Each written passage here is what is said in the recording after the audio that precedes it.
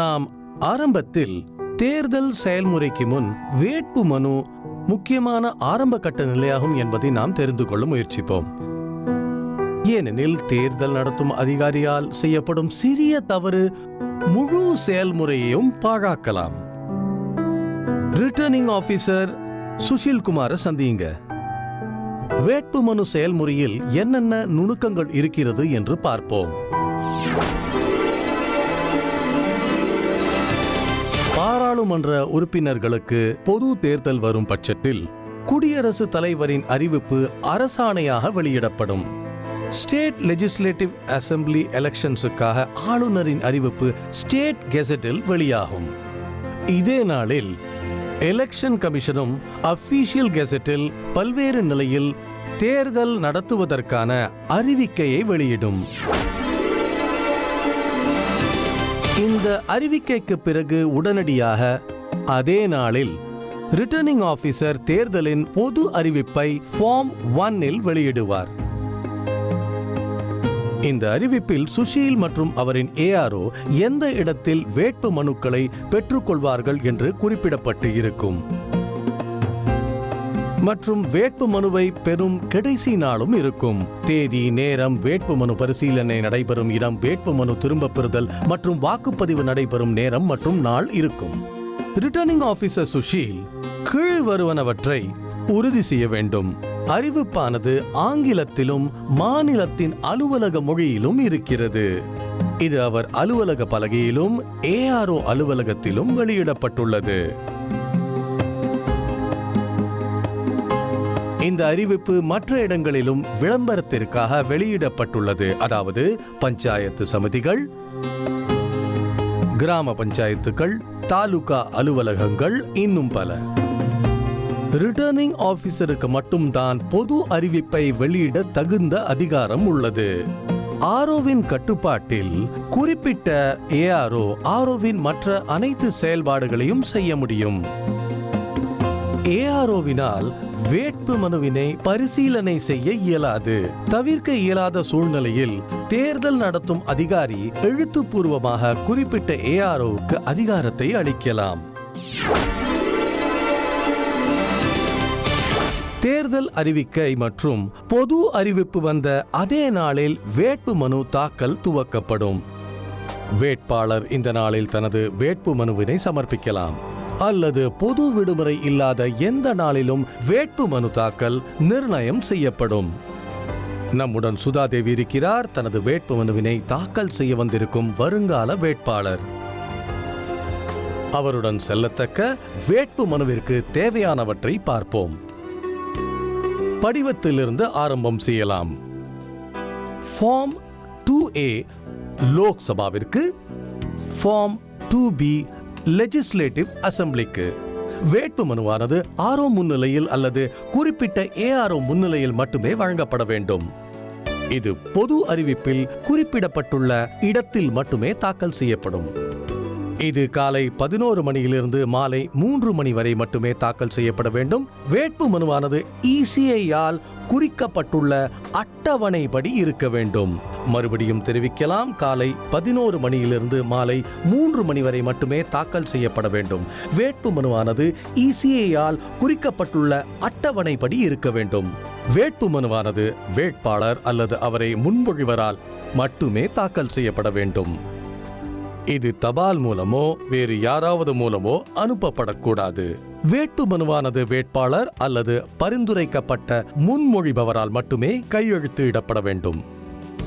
அதே நேரத்தில் அந்த மாநிலத்தின் ரெகக்னைஸ்ட் நேஷனல் அல்லது ஸ்டேட் பார்ட்டிக்கு ஒரே முன்மொழிபவர் போதுமானதாகும். மற்ற அனைத்து வேட்பாளருக்கும் 10 முன்மொழிபவர் தேவைப்படுவார். மற்ற மாநிலத்தின் அங்கீகரிக்கப்பட்ட மாநில கட்சிகளும் அடங்கும். இந்த முன்மொழிபவர் சம்பந்தப்பட்ட தொகுதியின் வாக்காளராக இருக்க வேண்டும். ஒருவேளை ப்ரொபோசர் படிக்காதவராக இருந்தால் அவர்களுடைய கைரேகை ஆர்ஓ அல்லது எலெக்ஷன் கமிஷன் ஆஃப் இந்தியாவினால் அங்கீகரிக்கப்பட்ட அதிகாரி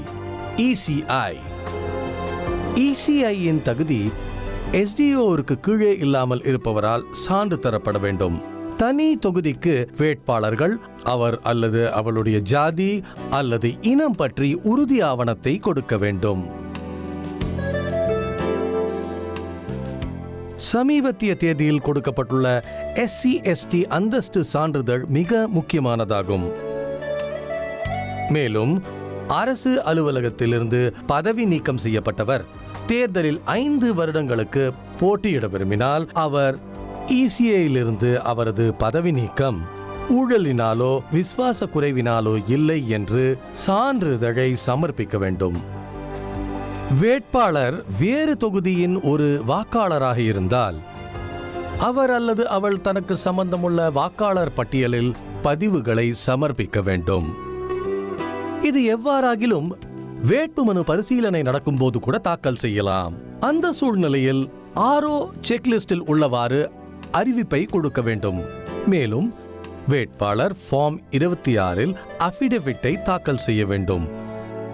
இதுவும் வேட்புமனு செய்யும் கடைசி நாளில் மாலை 3 மணி வரையில் செய்யலாம். மீண்டும் ஒரு முறை, இப்படி செய்யவில்லை என்றால் RO அறிவிப்பை கொடுக்க வேண்டும். அஃபிடவிட்டின் அனைத்து காலம்களும் நிரப்பப்பட வேண்டும். சுஷீல் ஒரு அஃபிடவிட்டில் நிரப்பப்படாத காலமை கண்டறிந்தார். அதனால் அவர் ஒரு அறிவிப்பு செய்தார். அதில் வேட்பாளர் புதிய அஃபிடவிட்டை அனைத்து காலத்தையும் நிரப்பி வேட்புமனு பரிசீலனை நடக்கும் பொழுது கொடுக்க வேண்டும். அவர் செக்லிஸ்டிலிருந்து எந்த பகுதி நிரப்பப்படாமல் இருக்கிறது என்பதை குறிப்பிட்டுள்ளார். இந்த ECAயானது மக்களை போட்டியிலிருந்து விலக்க உத்தேசம் செய்யாது. ஆகையால் சந்தேகமுள்ள பட்சத்தில் அதன் பயன் வேட்பாளருக்கு சாதகமாக அமைய வேண்டும். வைப்புத் தொகை பின்வரும் வகையில் செலுத்தப்பட வேண்டும். வேட்புமனு தாக்கல் செய்வதற்கு முன் அல்லது தாக்கல் செய்யும் போது ரூபாய் 25,000 லோக்சபாவிற்கு, ரூபாய் 10,000 சட்டமன்ற தேர்தலுக்கு, பாதி அளவு தொகை SC/ST வேட்பாளருக்கு பொது தொகுதியிலும் கூட. வைப்புத் தொகையானது பணமாகவோ RO அல்லது AROவுக்கு முன்னிலையில் அல்லது RBIயில் அல்லது ட்ரெஷரியில். வைப்புத் தொகையானது செக் அல்லது பேங்க் டிராஃப்ட் மூலம் ஏற்றுக்கொள்ளப்பட மாட்டாது. RO வைப்புத் தொகையை வேட்பாளரிடமிருந்து பணமாக பெற்றுக்கொள்ள ஏற்பாடு செய்து அதற்கு ரசீதுகளை தர வேண்டும். ஒருவேளை அவர்கள் RBI அல்லது ட்ரெஷரியில் செலுத்தியிருந்தால் அந்த ரசீது ROவுக்கு முன்னிலையில் சமர்ப்பிக்கப்பட வேண்டும். ஒரு தொகுதியில் வேட்பாளருக்கு அதிகபட்சம் 4 சீட்டுக்கான வேட்புமனுக்கள் தாக்கல் செய்யப்படும். தேர்வில் வேட்பாளர் 2ற்கும் மேற்பட்ட தொகுதியில் போட்டியிட முடியாது. எவ்வாறாகிலும் ஒரு தேர்தலுக்கு ஒரே ஒரு வைப்புத் தொகை அனைத்து வேட்பு மனுக்களுக்கும் போதுமானதாகும். அதற்கு துணையான மற்ற ஆவணங்கள் என்று பார்த்தால் அனைத்தும் அசலாகத்தான் இருக்க வேண்டும். இப்பொழுது சுஷீலின் சரிபார்ப்பு பட்டியலின் விவரம் மற்றும் வேட்புமனு தாக்கல் தொடர்பான ஆவணங்களை பார்ப்போம். தொகுதியின் பெயர் சரிபார்க்கவும். வேட்பாளரின் பெயர் சரிபார்க்கவும். வேட்புமனு தாக்கல் செய்யும் தேதி மற்றும் நேரம் சரிபார்க்கவும். வேட்புமனுவின் சீரியல் எண் சரிபார்க்கவும். இப்பொழுது ஆவணத்திற்காக ஃபார்ம் 26இல் அஃபிடவிட். ஏதாவது காலம் விடுபட்டுள்ளதா என்று சரிபார்க்கவும். மற்ற தொகுதியிலிருந்து வந்த வேட்பாளர்களுக்கு சான்றளிக்கப்பட்டுள்ள வாக்காளர் பட்டியல் விவரம் சரிபார்க்கவும். அங்கீகரிக்கப்பட்ட அரசியல் கட்சியின் வேட்பாளர்களுக்காக ஃபார்ம் A மற்றும் ஃபார்ம் B சரிபார்க்கவும். ஜாதி சான்றிதழின் நகல் எங்கு தேவைப்படுகிறதோ சரிபார்க்கவும். வைப்புத் தொகை செலுத்தப்பட்டுள்ளதா சரிபார்க்கவும். உறுதிமொழி எடுக்கப்பட்டு விட்டதா சரிபார்க்கவும். மேலே கொடுக்கப்பட்டுள்ள ஆவணங்கள் தாக்கல் செய்யப்படவில்லை என்றால் சுஷீல் அவர்கள் எப்பொழுது வழங்க முடியும் என்று அறிந்து கொண்டு அதை அறிவிப்பு செய்வார். இந்த அறிவிப்பு ROவாலும் வேட்பாளராலும் கையெழுத்திடப்படும். RO அஃபிடவிட் மீது தொடர் நடவடிக்கைகள் எடுக்கப்பட்டுள்ளது என்பதை உறுதி செய்ய வேண்டும். 1. அஃபிடவிட்களின் நகலை RO மற்றும் ARO அலுவலகங்களின் அறிவிப்பு பலகையில் காட்சிக்கு வைக்க வேண்டும். 2. இந்த 2 அலுவலகங்களும் தொகுதிக்கு வெளியில் இருந்தால் ஒரு ஜோடி நகல்கள் முக்கிய பொது இடத்தில், அதாவது தொகுதிக்கு உட்பட்ட BDO அலுவலகத்தில் வைக்கப்பட வேண்டும். 3.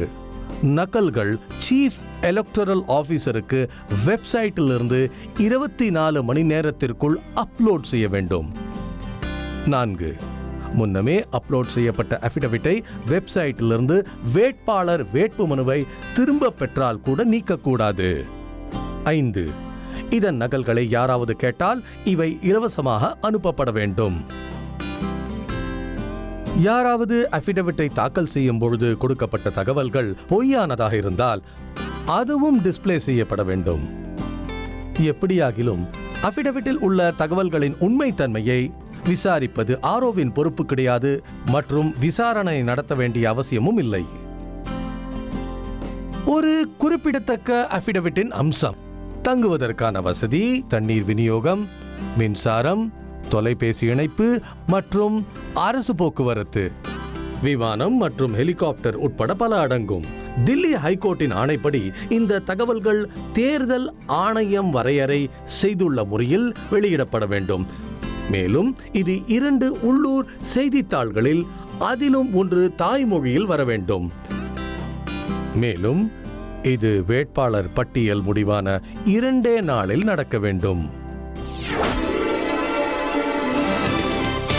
வேட்பாளர் நேரில் வந்து உறுதிமொழி அல்லது சபதத்தை கொடுக்கப்பட்டுள்ள வடிவத்தில் ECIயால் குறிப்பிடப்பட்டுள்ள கீழ்கண்ட அதிகாரிகள் முன் எடுத்துக்கொள்ள வேண்டும். அவையானவை RO அல்லது ARO. ஜெயிலில் இருக்கும் வேட்பாளருக்கு ஜெயில் சூப்பரிண்டெண்டன்ட். டெஃபினிஷன் கேம்பில் இருக்கும் அதிகாரி பிரிவென்டிவ் டிடென்ஷனுக்கு கீழே இருக்கும் வேட்பாளருக்காக. ஆஸ்பத்திரி படுக்கையில் உள்ளவருக்கு ஆஸ்பத்திரியின் மெடிக்கல் சூப்பரிண்டெண்டன்ட். இந்தியாவிலிருந்து வெளியே இருக்கும் வேட்பாளருக்கு இந்தியாவின் டிப்ளமேட்டிக் அல்லது கான்சுலர் பிரதிநிதிகள். உறுதிமொழி அல்லது சபதமானது வேட்புமனுவை ஆர்ஓவிடம் ஒப்படைத்த பின் செய்யப்பட வேண்டும். ஆனால் இது வேட்புமனு பரிசீலனைக்கு முன், அதாவது ஆய்வின் முந்தைய நாள் நள்ளிரவுக்கு முன் செய்ய வேண்டும்.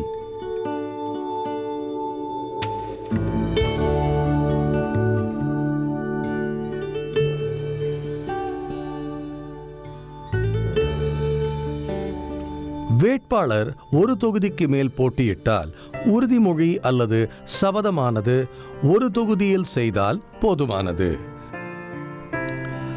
ஆனால் ஒருவர் லோக்சபா மற்றும் மாநில சட்டமன்ற சபையில் ஒரே நேரத்தில் நடைபெறும் தேர்தலில் போட்டியிட்டால் வெவ்வேறு தொகுதியில் உறுதிமொழி அல்லது சபதம் செய்ய வேண்டும். ஆர்ஓவின் கடமையானது வேட்பாளருக்கு அவர் கேட்காமலே அவருக்கு உறுதிமொழியின் சான்றிதழை அளிக்க வேண்டும். அதன் பிறகு ஆர்ஓவின் முன்னிலையில் உறுதிமொழியின் சான்றிதழை சமர்ப்பிப்பது வேட்பாளரின் கடமையாகும். மேலும் வேட்பாளர் தேர்தலில் ஒன்றுக்கும் மேற்பட்ட தொகுதியில் போட்டியிட நினைத்தால் அந்த ஒரு நிலையில் உறுதிமொழியை ஒரு தொகுதிக்கு எடுப்பது போதுமானதாகும். சுஷீல் முதற்கட்ட ஆய்வை வேட்புமனுவில் செய்ய வேண்டும். அது வேட்பாளர் சேர்க்கை விவரங்கள் மற்றும் முன்மொழிபவர் விவரத்தை தொழில்நுட்ப கோணத்தில் விசாரிக்க வேண்டும். அதில் தவறுகள் ஏதாவது இருந்தால் வேட்பாளர் சரி செய்து கொள்ளுமாறு அறிவுறுத்துவார்.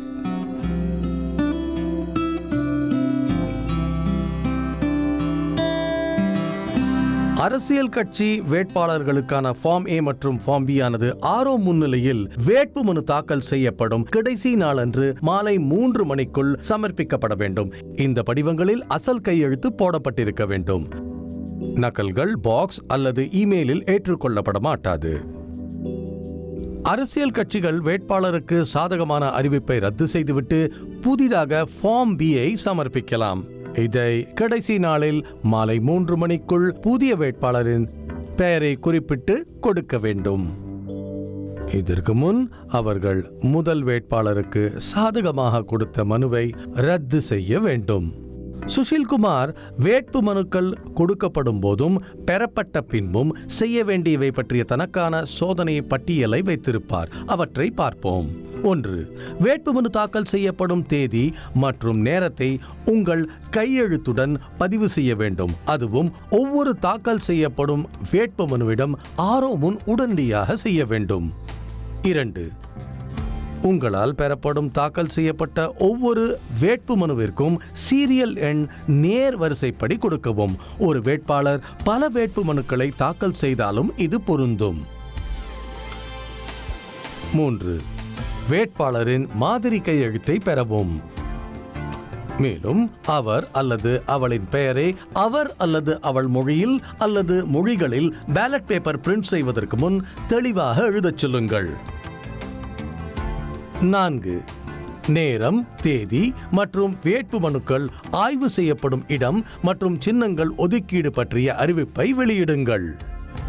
வேட்பாளர் அல்லது அவரது முன்மொழிபவரிடம் ஒப்படைக்க வேண்டிய ஆவணங்கள். வேட்பு மனுவின் பகுதி 6 நிரப்பி வேட்பாளர் அல்லது அவரின் முன்மொழிபவரிடம் ஒப்பாக கொடுக்க வேண்டும். மேலும் பட்டியலின் தாக்கல் செய்யப்பட்ட நகலையும் ஒப்படைக்க வேண்டும். பட்டியலில் தாக்கல் செய்யப்படாத படிவம் மற்றும் தவறுகளை குறிப்பிடவும்.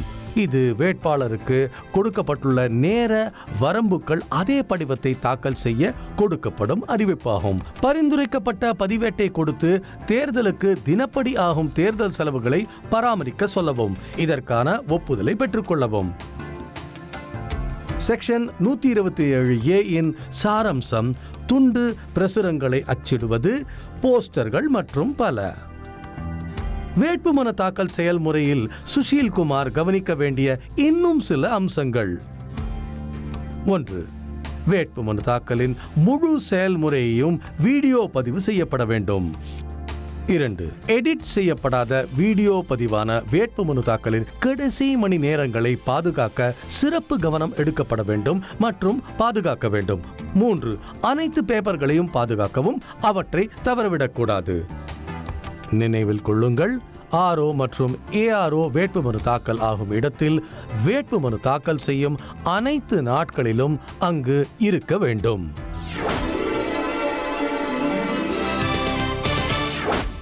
RO தனது அறிவிப்பு பலகையில் ஃபார்ம் 3A பற்றிய அறிவிப்பை வெளியிட வேண்டும். இது ஒவ்வொரு நாளும் வேட்புமனு தாக்கல் செய்யப்படும் காலவரம்பில் மாலை 3 மணி வரை பெறப்பட்ட வேட்புமனுக்களின் விவரமாகும். ஒருவேளை குறிப்பிட்ட ARO மாறுபட்ட இடத்திலிருந்து வேட்புமனுவை பெற்றால் அவரும் இதேபோல் ஃபார்ம் 3A இன் அறிவிப்பை வெளியிட்டு ROவுக்கு இது குறித்து தினமும் தவறாமல் தெரிவிக்க வேண்டும். மனு தாக்கலின் கடைசி நாளில் மாலை 3 மணிக்கு பிறகு வேட்பு செய்யப்பட்ட வேட்பாளரின் இறுதிப்பட்டியல் ECA ஹேண்ட்புக்கில் குறிப்பிட்டுள்ளது போல பரிந்துரைக்கப்பட்ட வடிவமாக தயார் செய்யப்பட வேண்டும். சுஷீல் வேட்பாளர்களை 3 பிரிவுகளாக பிரிப்பதில் பிஸியாக இருக்கிறார். அது ROவின் பணிவாகும். இந்த பிரிவுகளானது 1. கட்சிகளை அடையாளம் காண்பது, அதாவது தேசிய கட்சிகள் மற்றும் அங்கீகரிக்கப்பட்ட மாநில கட்சிகள். 2. பதிவு செய்யப்பட்ட மற்றும் அங்கீகரிக்கப்படாத கட்சிகள். மற்றும் 3. சுயேட்சைகள். பிற மாநிலங்களில் உள்ள அங்கீகரிக்கப்பட்டுள்ள மாநில கட்சிகள் 2வது வகையில் அடங்கும். இந்த ஒவ்வொரு வகைகளுக்குள் மாநிலத்தில் அரசு மொழியில் வேட்பாளரின் பெயர்கள் அகரவரிசைப்படி ஒழுங்குபடுத்தப்பட்டிருக்கும்.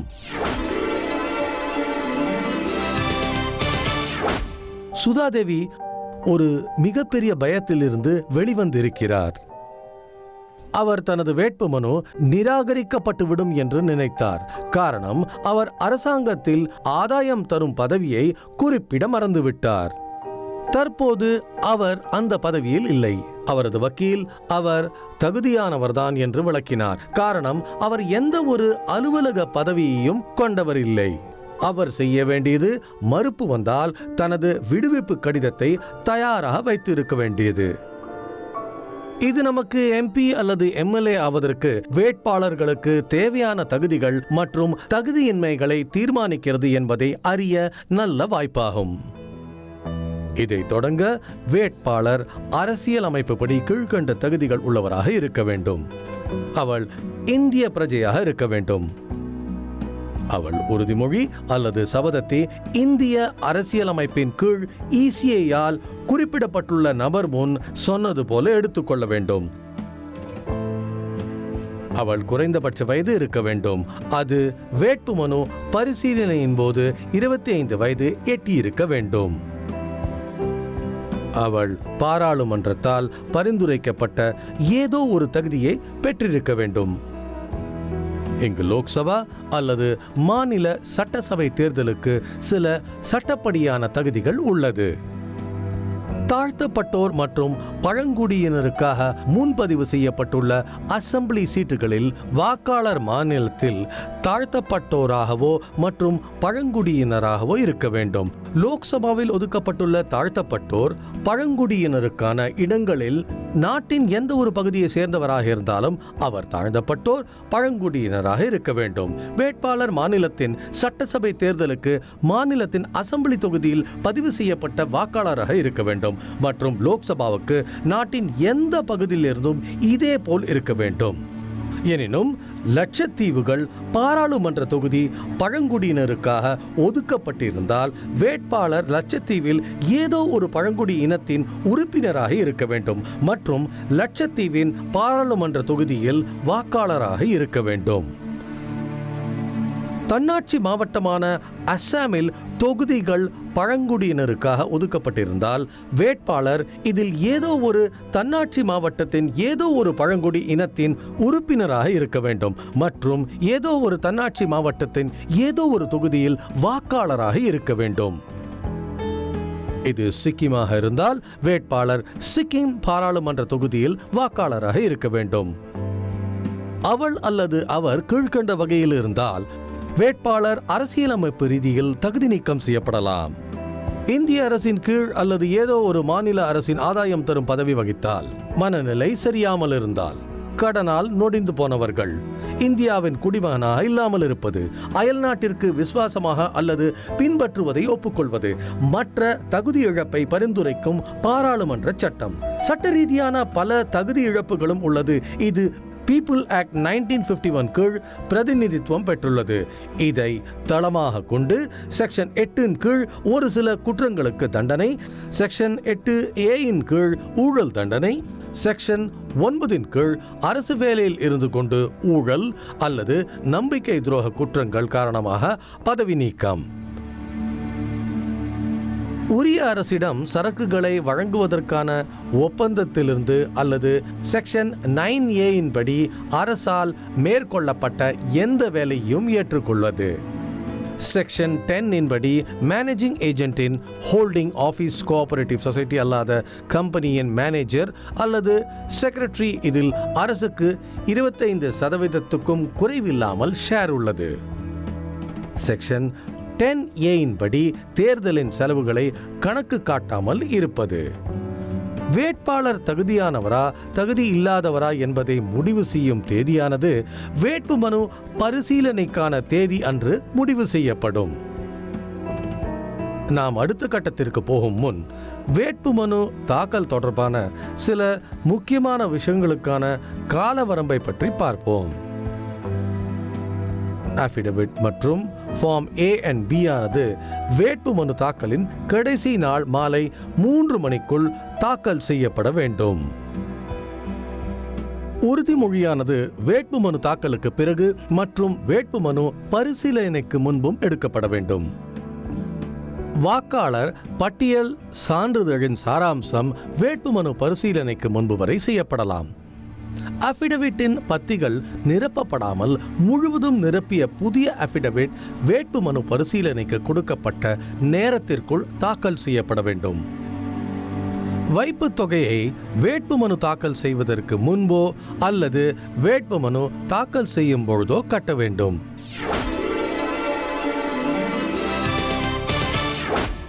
ஆரோவுக்கு கமிஷனால் குறிப்பிடப்பட்ட வேட்புமனு பரிசீலனை தேதியை மாற்ற அதிகாரமில்லை. அவருக்கு சட்டத்தின் கீழ் நேரம் மற்றும் இடத்தை தேர்வு செய்யும் அதிகாரம் உண்டு. ஆரோ அவராக பரிசீலனையை மேற்கொள்ளலாம். ஆரோவுக்கு இந்த செயலை செய்ய ஏதாவது தவிர்க்க முடியாத காரணங்கள் இருந்தால் ஏஆர்ஓவுக்கு செய்ய அதிகாரம் உண்டு. ஆரோ நேரம் மற்றும் இடம் இரண்டையும் பொது அறிவிப்பு பலகையில் இட வேண்டும் மற்றும் ஒவ்வொரு வேட்பாளரும் வேட்புமனு தாக்கல் செய்தபின் அவர்களுக்கு ரசீதுகளை கொடுக்க வேண்டும். பரிசீலனையின் போது கீழ்கண்ட நபர்கள் இங்கே இருப்பார்கள். 1. வேட்பாளர். 2. அவரின் தேர்தல் முகவர். 3. அவரின் ஒரு முன்மொழிபவர் மற்றும் 4. வேட்பாளர் அங்கீகரித்த மற்ற ஒரு நபர். பரிசீலனையின் பொழுது அங்கே இருக்கும் வேட்பாளர் மற்றும் பிரதிநிதிகள் ஆவணத்தை கையாளக்கூடாது. ஆனால் அவர்களுக்கு பரிசீலனை செய்ய பொறுப்பான வாய்ப்பு கொடுக்கப்படுகிறது. அவர்கள் அங்கே இருப்பது கட்டாயமில்லை. இப்பொழுது செயல்முறை.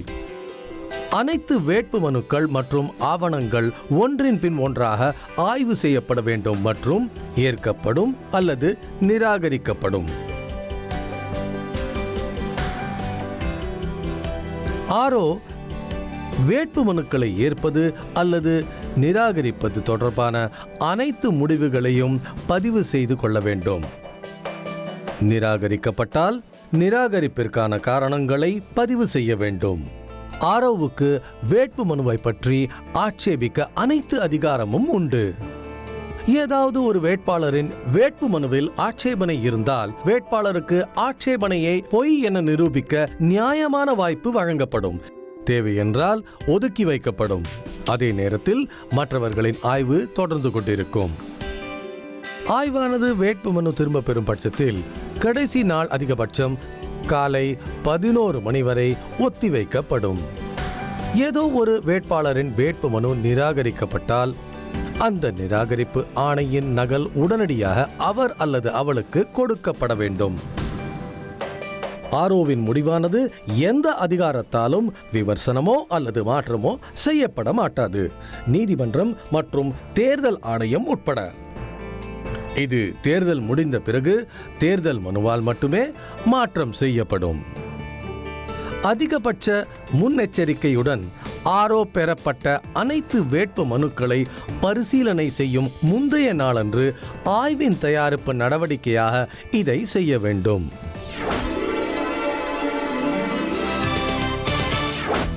வேட்பாளரின் வேட்புமனுவை நிராகரிக்கப்படுவது எனில் 1. அவர் அல்லது அவள் பரிசீலனை அன்று தகுதி பெறவில்லை என்றால் அல்லது தகுதி இழந்தால். 2. வேட்புமனு வேட்பாளரால் கையெழுத்து இடப்படவில்லை என்றால் அல்லது தேவையான எண்ணிக்கையில் முன்மொழிபவர் இல்லை என்றால். 3. வைப்புத் தொகை செலுத்தவில்லை என்றால். 4.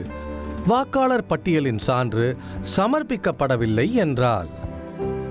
வேட்பாளர் மற்ற தொகுதியின் வாக்காளராக இருந்தால். 5. ஃபார்ம் 26 அஃபிடவிட் சமர்ப்பிக்கப்படவில்லை என்றால். 6. கொடுக்கப்பட்ட தேதி மற்றும் நேரத்தில் வேட்புமனு தாக்கல் செய்யப்படவில்லை என்றால். 7. ஆர்ஓ மற்றும் அங்கீகரிக்கப்பட்ட ஏஆர்ஓ முன்னிலையில் வேட்புமனு தாக்கல் செய்யப்படவில்லை என்றால். 8. ஆர்பி ஆக்ட் 1951 செக்ஷன் 33 ஏதாவது இணக்கம் இல்லாத ஏதேனும். வேட்புமனுவில் உண்மையான காரணங்கள் இல்லாத பட்சத்தில் நிராகரிக்கப்பட மாட்டாது. உதாரணமாக சின்னங்களை அறிவிப்பதில் ஏற்படும் குறை மற்றும் பல. அஃபிடவிட்டில் தவறான தகவல்கள் இருந்தால் கூட அது வேட்புமனு நிராகரிப்புக்கு காரணமாகாது.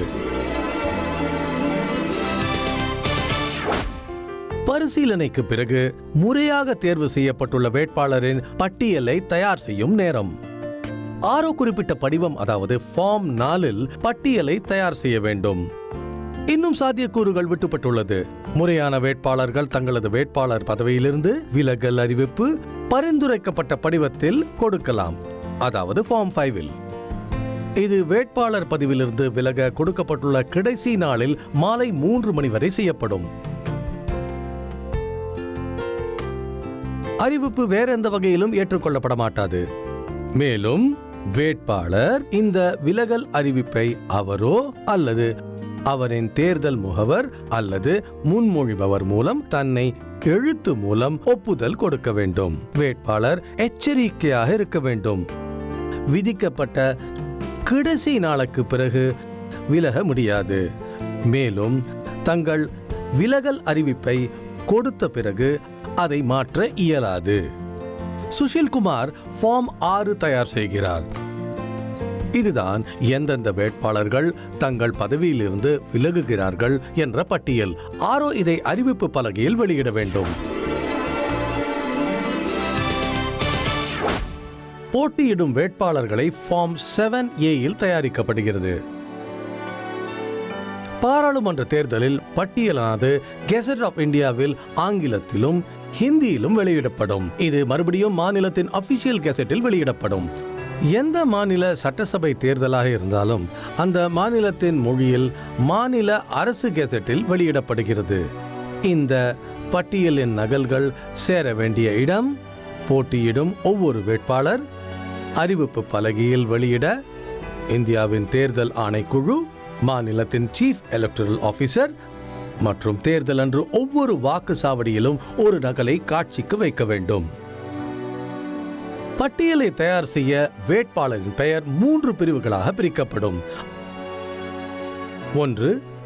அங்கீகரிக்கப்பட்ட தேசிய மற்றும் மாநில அரசியல் கட்சியின் வேட்பாளர்கள். 2. பதிவு செய்யப்பட்ட அங்கீகரிக்கப்படாத அரசியல் கட்சி வேட்பாளர்கள். 3. சுயேட்சை வேட்பாளர்கள். இந்த ஒவ்வொரு பிரிவுக்குள் இருக்கும் வேட்பாளரின் பெயர் அகர வரிசையில் இருக்க வேண்டும். ஆனால் பட்டியலின் சீரியல் எண் ஒழுங்காக இருப்பது முக்கியம். ஒவ்வொரு பிரிவுகளுக்குள்ளும் அகரவரிசையானது மாநிலத்தின் அதிகார மொழியாக இருக்க வேண்டும். இது ஆரோ ஹேண்ட்புக்கில் உள்ளபடி தேர்தல் ஆணைக்குழுவின் வழிகாட்டிய பெயரில் இருக்க வேண்டும். பெயர் ஏற்பாடானது வேட்பாளர் வேட்புமனுவில் கொடுத்துள்ள முதல் எழுத்தின்படி இருக்க வேண்டும். அது அவரின் இயற்பெயராகவோ அல்லது குடும்ப பெயராகவோ தலைப்பு எழுத்தை முன்னதாக கொண்டோ இருந்தால் அதை பொருட்படுத்தக்கூடாது. இங்கு நாம் தெரிந்து கொள்ள வேண்டியது, தேர்தல் ஆணைக்குழு வேட்பாளருக்கு மரியாதைக்குரிய பட்டப்பெயர், தொழில்முறை அல்லது மற்ற பட்டப்பெயர்களை வைத்துக் கொள்ள அனுமதித்திருக்கிறதா என்று தெரிந்து கொள்ள வேண்டும். ஆனால் அந்த மாதிரியான பட்டப்பெயர்கள் அகரவரிசைப்படுத்தும் போது புறக்கணிக்கப்படலாம். இந்த பட்டியலில் உள்ள வேட்பாளரின் பெயரானது அவர் கொடுத்துள்ள வேட்பு மனுவில் உள்ளதுடன் ஒத்துப்போக வேண்டும். எனினும் வேட்பாளர் தனது பெயர் தவறாக உச்சரிக்கப்பட்டால் அல்லது வேட்பு மனுவில் தவறாக காட்டப்பட்டிருந்தால் அல்லது அவர் பிரபலமாக அறியப்படுவதிலிருந்து மாறுபட்டால் அவர் முறையான படிவத்தில் அவர் பெயர் மற்றும் எழுத்துக்களை ஆரோவிடம் சமர்ப்பிக்க வேண்டும். இது ஆரோ ஃபார்ம் 7A உள்ள போட்டியிடும் வேட்பாளர்கள் பட்டியலை தயாரிக்கும் முன் செய்ய வேண்டும். ஆரோவுக்கு கோரிக்கை நியாயமானதாக இருக்கிறது என்று திருப்தி ஏற்பட்டால் வேட்பாளரின் பெயர் மாற்றத்திற்கு அனுமதிப்பார்.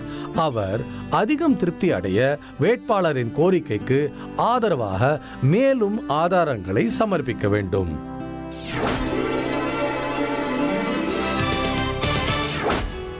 இப்போது வேட்பாளருக்கு ஒதுக்கப்படும் சின்னங்களின் செயல்முறையை பார்ப்போம். இது election symbols reservation and allotment order 1968 ஆல் ஆளப்படுகிறது. தேசிய மற்றும் மாநில அரசியல் கட்சிகளால் அங்கீகரிக்கப்பட்ட வேட்பாளர்கள் அந்த கட்சிக்கு என ஒதுக்கப்பட்ட சின்னங்களை பெறுவார். முன் விளக்கியதுபடி ஒரு மாநிலத்தின் அங்கீகரிக்கப்பட்ட கட்சியானது மற்ற மாநிலத்தில் பதிவு செய்யப்பட்ட அங்கீகரிக்கப்படாத கட்சியாகும். இது அங்கு அங்கீகரிக்கப்படாது. இந்த மாதிரி மற்ற மாநில கட்சி வேட்பாளர்கள் தங்களின் பதிவு செய்யப்பட்ட சின்னங்களை கட்சியின் சென்ட்ரல் பார்ட்டி இதை ECயில் தேர்தல் அறிவித்த 3 நாட்களுக்குள் அப்ளை செய்ய வேண்டும். ECயிடமிருந்து முன்பதிவு செய்யப்பட்ட சின்னங்களை கட்சியின் வேட்பாளர்களுக்கு ஒதுக்க உத்தரவு வர வேண்டும். இதேபோல் கட்சிகள் தேசிய அல்லது மாநில கட்சிகளாக தங்களது அங்கீகாரத்தை 6 வருடத்திற்குள் இழந்தால் அவர்கள் முன்பதிவு செய்த சின்னங்களை முன் சொன்ன வழிபடி அப்ளை செய்யலாம். இதற்கு ECI சரியான வழியை காட்டும். பதிவு செய்யப்பட்ட அங்கீகரிக்கப்படாத கட்சி ECIயிடம் பொதுவான சின்னங்களுக்காக பொது தேர்தலின் போது அப்ளை செய்யலாம். இலவச சின்னங்களிலிருந்து இந்த விஷயத்திலும் ECI ஆனது சின்னங்களை பற்றிய சரியான வழியை காட்டும். பதிவு செய்யப்பட்ட அங்கீகரிக்கப்படாத அரசியல் கட்சிக்கு எந்த சின்னமும் ஒதுக்கப்படவில்லை. ECIயால் பரிந்துரைக்கப்பட்ட இலவச சின்னங்களிலிருந்து இந்த வேட்பாளர்கள் தேர்வு செய்ய வேண்டும். ஒவ்வொரு வேட்பாளரும் இலவச சின்னங்களுக்காக விருப்பங்களை தெரிவிக்கலாம். வேட்புமனுவில் பாகம் 3 உள்ளபடி முதல் வேட்புமனுவில் குறிப்பிட்டுள்ள விருப்பங்கள் இங்கு கணக்கில் எடுத்துக்கொள்ளப்படும். வேட்புமனு நிராகரிக்கப்பட்டாலும் கூட பதிவு செய்யப்பட்ட அங்கீகரிக்கப்படாத கட்சி வேட்பாளர் தனது முதல் விருப்பத்தை தேர்வு செய்தால் சுயேட்சை வேட்பாளருக்கு சின்னத்தை அளிப்பதற்கு முன் இருவருக்கு கொடுக்கப்படும். ஒருவேளை 2 இதே மாதிரி வேட்பாளர்கள் ஒரே சின்னத்தை தேர்வு செய்தால் யாருக்கு கொடுப்பது என்பதை குலுக்கல் முறையில் தேர்வு செய்வார். அதில் ஒருவர் இப்போது MP அல்லது MLAவாக இருந்தால் அவருக்கு குலுக்கல் முறை இல்லாமல் சின்னங்கள் ஒதுக்கீடு செய்யப்படும். பதிவு செய்யப்பட்ட அங்கீகரிக்கப்படாத வேட்பாளர்கள் யாராவது இருந்தால் ஒதுக்கீட்டிற்காக உள்ள இலவச சின்னங்கள் 1 அவருக்கு கொடுக்கப்படும். சுதாதேவி போன்ற சுயேட்சை வேட்பாளருக்கு ஒதுக்கீடு செயல்முறை இதேதான். அவர்களும் இலவச சின்னங்களுக்காக 3 விருப்பத்தை தெரிவிக்கலாம் மற்றும் அவர்களின் முதல் வேட்பு மனுவில் உள்ள சின்னம் கணக்கில் எடுத்துக் கொள்ளப்படும்.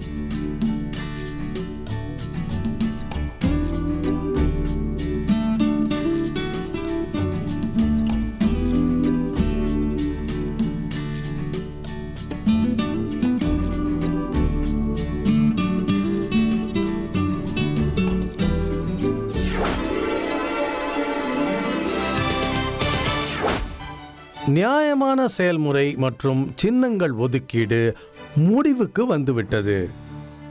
இதன் வழிமுறைகளை இப்பொழுது மறுபடியும் பார்க்கலாம். தேர்தலின் அறிவிக்கை, பொது அறிவிப்பை வழங்குவது, சரியான வேட்புமனுவிற்கு தேவையானவை, வைப்புத் தொகை பற்றி, சரியான வேட்புமனுவிற்கான செக்லிஸ்ட், அஃபிடவிட்டுக்கு என்னென்ன நடவடிக்கைகள் எடுக்க வேண்டும், உறுதிமொழி அல்லது சபதம், ஃபார்ம் 3A கொடுக்கப்பட்டுள்ள பரிந்துரைக்கப்பட்ட வேட்பாளரின் பட்டியல், தகுதிகள் மற்றும் தகுதி இழப்புகள், முக்கியமான நேர்கட்டுப்பாடு, வேட்புமனு பரிசீலனை மற்றும் நிராகரிப்பின் காரணங்கள், ஃபார்ம் 4 உள்ளபடி சரியாக நியமிக்கப்பட்ட வேட்பாளரின் பட்டியல், வேட்புமனுவை திரும்பிப் பெறுதல், ஃபார்ம் 7A உள்ளபடி போட்டியிடும் வேட்பாளர்கள், ஒதுக்கப்படும் சின்னங்கள், ஃபார்ம் 7A உள்ளபடி போட்டியிடும் வேட்பாளர்கள் மற்றும் அவர்கள் சின்னங்கள். புனிதமான தேர்தல் செயல்முறை குறைபாடற்ற மற்றும் சிறப்பான வேட்புமனு செயல்முறையை பொறுத்து உள்ளது. இந்த செயல்முறை முழுமை பெற ரிட்டர்னிங் ஆபீசர் முக்கிய பங்காற்றுகிறார். அவர் மென்மையான மற்றும் தடையில்லாத தேர்தலை நடத்த உதவுகிறார். அவர் அவருடைய கடமையை முன்கூட்டியே தெளிவாக புரிந்து கொண்டு குறையில்லாமல் செய்து முடிப்பார் என்று எதிர்பார்க்கப்படுகிறது.